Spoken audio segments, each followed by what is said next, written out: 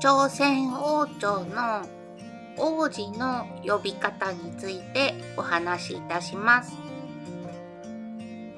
帝君は王様と正室の間に生まれた息子。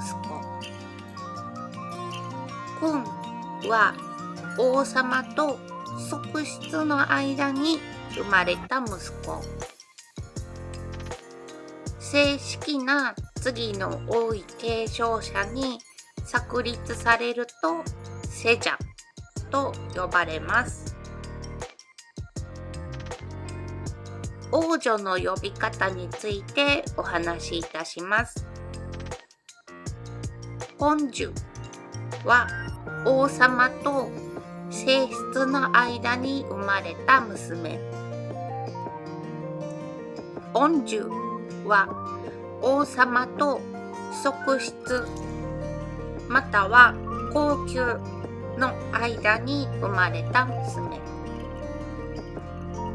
根性は世者と正室の間に生まれた娘や王の兄弟の娘など。ヒョンジュは世者と側室の間に生まれた娘などです。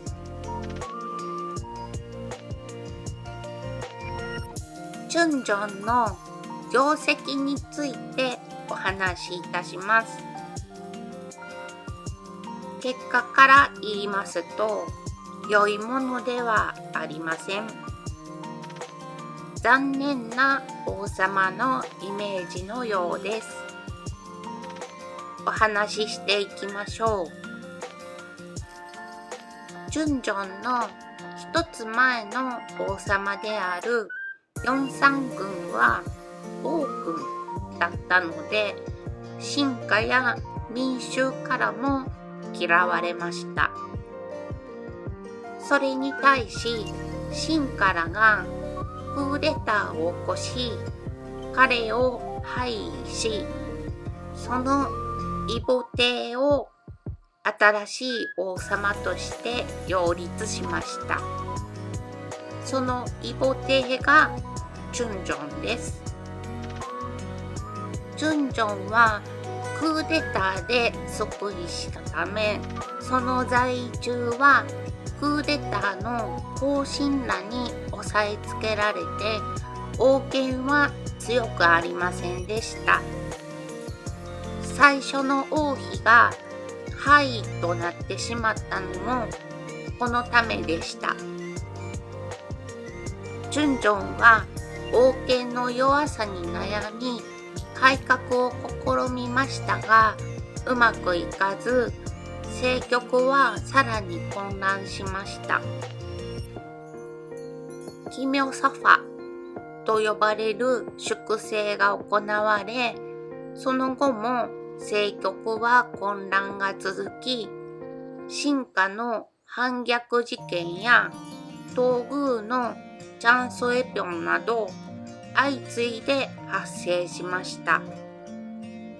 軍事面でも国内内部で乱が起こり、北欧から女親族の侵入も相次ぎ、社会は不安定な状況に陥りました。準正は優柔不断で頼りない王様として知られています。最初の王妃を守ることができず、陰謀により寵愛した側室とその息子を亡くし、3番目の王妃の謀略を防ぐことができず、官僚たちから押さえつけられ、王室内でも内政面でも軍事面でも強い王様になれなかったのです。王様になれば豊かになり、すべてが手に入ると思いがちだけれど、王様もいろいろ大変ですね。どんな人生が幸せなのか考えさせられます。朝鮮王朝といえば政争です。政治的な争いのことです。チャングムに思いを寄せるミン・ジョンホはサリンパという派閥の人です。ミン・ジョンホは架空の人物と思われますが、サリンパという派閥が存在することは事実です。このサリンパと激しく対立する派閥がフングパです。フングパは四大王セジョンの時代、ハングルを創生した頃から朝廷に仕えてきた人たちです。七大王セジョがクーデターで即位したとき、そのクーデターに加わった文官たちが派閥の中核となります。フングパは七大王セジョをサポートして偉くなりました。セジョが亡くなると、セジョの孫であるソンジョンが即位。ソンジョンはフングパを抑える目的もあり、真面目な儒学者たちを登用します。この真面目な儒学者たちがサリンパのルーツです。それぞれの特徴は次の通りです。フングパは仕事はできるが利権まみれ。サリンパは理想は高いが口うるさい。フングパのクーデターによりジュンジョンは即位しました。クーデターの成功で勢いに乗るフングパは功労のあった家臣たちですが、最高権力者であるはずの王様がその家臣たちに翻弄されているところが興味深いです。ジュンジョンはフングパを牽制するためにサリンパを登用します。チュンジョンの改革に深く関わった人がチョ・グァンジョです。